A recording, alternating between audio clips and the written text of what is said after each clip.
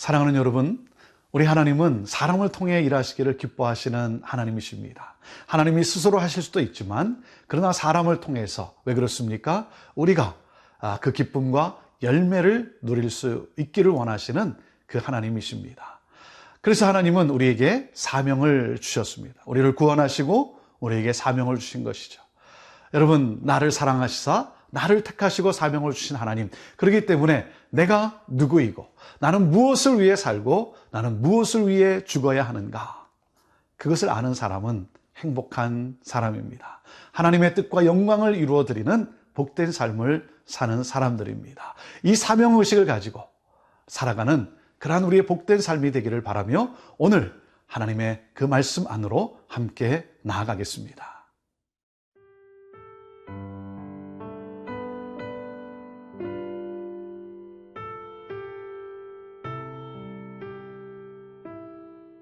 느헤미야 11장 1절에서 14절 말씀입니다.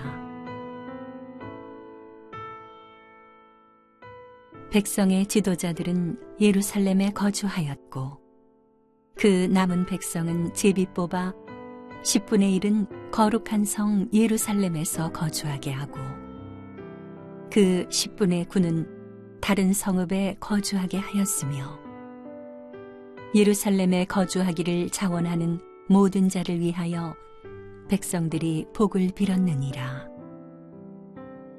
이스라엘과 제사장들과 레위 사람들과 느디님 사람들과 솔로몬의 신하들의 자손은 유다 여러 성읍에서 각각 자기 성읍, 자기 기업에 거주하였느니라. 예루살렘에 거주한 그 지방의 지도자들은 이러하니 예루살렘에 거주한 자는 유다 자손과 베냐민 자손 몇 명이라. 유다 자손 중에는 베레스 자손 아다야이니 그는 우시야의 아들이요 스가랴의 손자요 아마랴의 증손이요 스바랴의 현손이요 마할랄렐의 오대손이며 또 마아세야니 그는 바룩의 아들이요 고로세의 손자요 하사야의 증손이요 아다야의 현손이요 요야립의 오대손이요 스가랴의 육대손이요 실로 사람의 칠대손이라. 예루살렘에 거주한 베레스 자손은 모두 468명이니 다 용사였느니라. 베냐민 자손은 살루이니 그는 무술람의 아들이요 요엣의 손자요 부다야의 증손이요 골라야의 현손이요 마아세야의 오대손이요 이디엘의 육대손이요 여사야의 칠대손이며 그 다음은 갑배와 살레 등이니 모두 928명이라. 시그리의 아들 요엘이 그들의 감독이 되었고 하스노아의 아들 유다는 버금이 되어 성읍을 다스렸느니라. 제사장 중에는 요야립의 아들 여다야와 야긴이며 또 하나님의 전을 맡은 자 스라야이니 그는 힐기야의 아들이요 무술람의 손자요 사독의 증손이요 무라요의 현손이요 아히두베의 오대손이며 또 전에서 일하는 그들의 형제니 모두 822명이요 또 아다야이니 그는 여로함의 아들이요 블라야의 손자요 암시의 증손이요 스가랴의 현손이요 바스훌의 오대손이요 말기야의 육대손이며 또 그 형제의 족장된 자이니 모두 242명이요 또 아마세이니 그는 아사렐의 아들이요 아흐세의 손자요 무실레못의 증손이요 임멜의 현손이며 또 그들의 형제의 큰 용사들이니 모두 128명이라. 하그돌림의 아들 삽디엘이 그들의 감독이 되었느니라.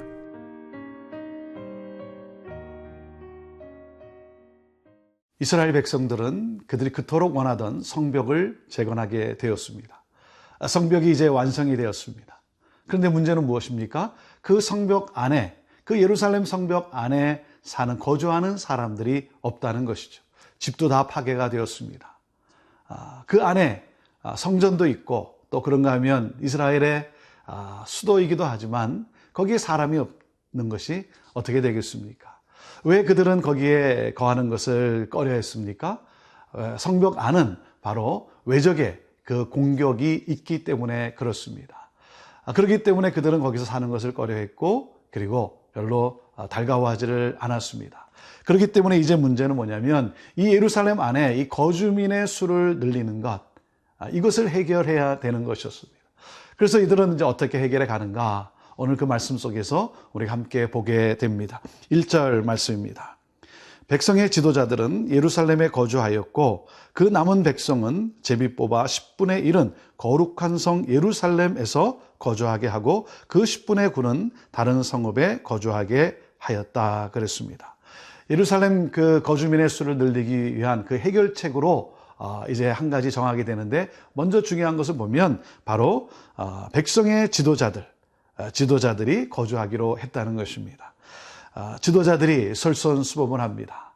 자, 그 다음에 또 어떻게 합니까? 모두에게 공평하기 위해서 제비 뽑기를 합니다.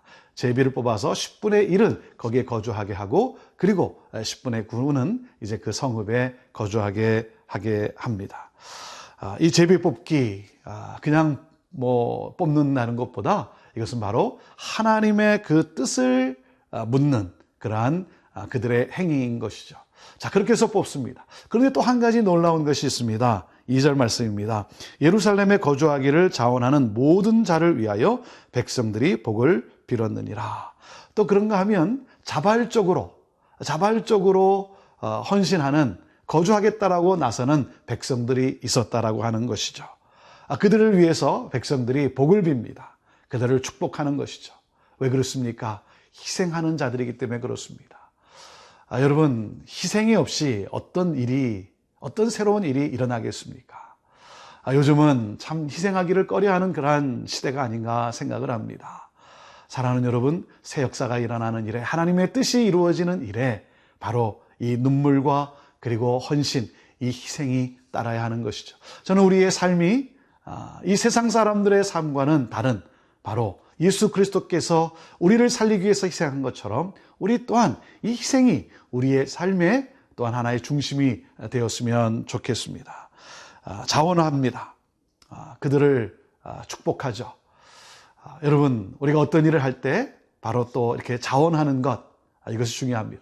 억지로 등 떠밀려서 하기보다는 어떤 일이 주어질 때, 누군가 나에게 일을 부탁할 때 어떻게 하면 내가 거기에 참 이렇게 자원할 수 있을까 하는 그런 마음으로 나서게 될 때, 부탁하는 사람이나 또한 여러분에게 일을 맡긴 사람들의 마음이 또 편안해지고 그들도 기쁨을 누릴 수 있는 것 아니겠습니까? 그래서 자원하는 그런 마음, 자원해서 행동하는 것, 이것이 우리의 삶에 있어서 또한 공동체에 있어서 굉장히 중요한 삶의 원리라고 할 수가 있습니다. 자, 그들이 이제 거주를 하게 되는, 예루살렘 성에 거주하게 되는데 대표적인 자손들이 누구냐면 유다 자손과 베냐민 자손이라고 하는 것입니다. 4절 말씀입니다. 예루살렘에 거주한 자는 유다 자손과 베냐민 자손 몇 명이라. 유다 자손 중에는 베레스 자손 아다야이니 그는 우시아의 아들이요 스가리아의 손자요 아마리아의 증손이요 스바다의 현손이요 마할랄렐의 5대 손이다 라고 되어 있습니다. 자, 그런가 하면 그들이 또 누구인가? 왜 이 성벽 안에, 그 예루살렘 성벽 안에 거해야 되는가? 거기에 거주하는 것뿐만 아니라 또한 그 성벽을 지켜야 되는 그러한 사명이 있기 때문인 것이죠. 그래서 그들은 누구인가? 오늘 6절 말씀에 이렇게 말씀하고 있습니다. 예루살렘에 거주한 베레스 자손은 모두 468명이니 다 용사였느니라. 용감한 사람, 싸움에 능한 사람, 외적의 침입을 막아낼 수 있는 그러한 싸움에 능한 용감한 사람이라는 것입니다. 용사라고 하는 것입니다. 사랑하는 여러분, 우리 모두가 믿음의 용사가 되기를 원합니다. 세속적인 가치를 밀어낼 수 있는 그러한 용사들, 믿음의 용사들. 그래서 하나님의 가치를 지킬 수 있는 믿음의 용사들이 되기를 바랍니다. 교회 안으로 밀려 들어오는 이 세속적인 가치를 막아낼 수 있는 믿음의 용사들이 되기를 바라고, 그리고 또 민족 가운데, 또 사회 가운데 정말 하나님의 가치가 올바로 지켜지는 것을 위해 우리가 기도하고 그것을 위해 살아가는 믿음의 용사들이 되기를 바랍니다. 그러므로 말미암아 그 공동체를, 그 나라를, 사회를 정말 하나님의 나라가 임한 공동체의 사회로 이루어가는 그러한 우리 모두가 되기를 간절히 소망합니다.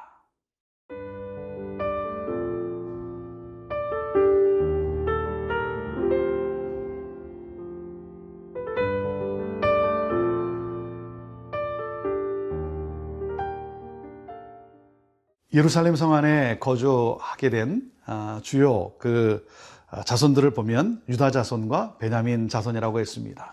7절 말씀입니다. 베냐민 자손은 살루이니 그는 무슬람의 아들이요 요엣의 손자요 부자야의 증손이요 골라야의 현손이요 마아세야의 5대 손이요 이디엘의 6대 손이요 여사의 7대 손이며 하면서 이제 그 베냐민 자손들의 수를 또한 소개하고 있습니다. 928명이 거기에 거하게 됩니다. 또 그런가 하면 제사장 중에는 10절에 보면 제사장 중에는 하나님의 전을 맡은 자 822명이 또 거기에 거주하게 되는 것이죠. 그리고 또 13절에 보면 형제 족장된 자 242명이 또한 거기에 거하게 됩니다. 그 하나님의 그 전과 또 그 하나님의 그 공동체, 그 나라를 지키기 위해서 또 자발적으로 또 그런가 하면 뽑힌 그러한 사람들, 이러한 모든 사람들의 그 삶을 또 누구인가를 나열하고 있습니다. 여기에서 우리가 또 한 가지 중요하게 보는 메시지는 무엇입니까? 5대 손이다, 6대 손이다. 참 믿음의 가문을 이어가고 있는 그러한 아름다운 모습. 사랑하는 여러분, 우리가 믿음의 용사로 사는 것뿐만 아니라 우리는 또한 믿음의 가문을 이어가야 되는 그러한 사명이 우리에게 주어져 있는 것이죠. 우리의 자녀들을, 그리고 자녀의 자녀들을, 정말 우리의 자손들이 믿음의 가문을 이어갈 수 있게 되기를 주님의 이름으로 축복합니다. 우리가 아무리 신앙생활을 잘해도 여러분, 우리의 믿음이 우리의 다음 세대에 끊긴다고 한다면, 그 다음 세대에서 끊긴다고 한다면 여러분, 이 세상은 하나님 나라가 이루어질 수가 없는 것이죠. 하나님의 가치가 또 하나님의 뜻이 온전히 이루어질 수 없는 것 아니겠습니까? 그렇기 때문에 믿음의 자녀를 낳고 믿음의 자녀를 세워가는 것, 이것은 너무나 우리에게 중요한 일입니다. 그런 가운데 우리에게 주어진 또 사명은 무엇이겠습니까? 우리의 육적인 믿음의 자녀뿐만 아니라 영적인 자녀를 우리는 낳아야 합니다. 그리스도의 제자로서 제자를 낳아야 하는 것이죠. 하나님의 가치를 따라 살아가는 믿음의 영적 자녀를 낳는 것, 이것이 또한 우리의 사명인 것입니다. 이 모두들을 볼 때 보면 무엇입니까? 다 함께하는 자들이라는 거죠. 공동체를 함께 이루어가는 동역자들.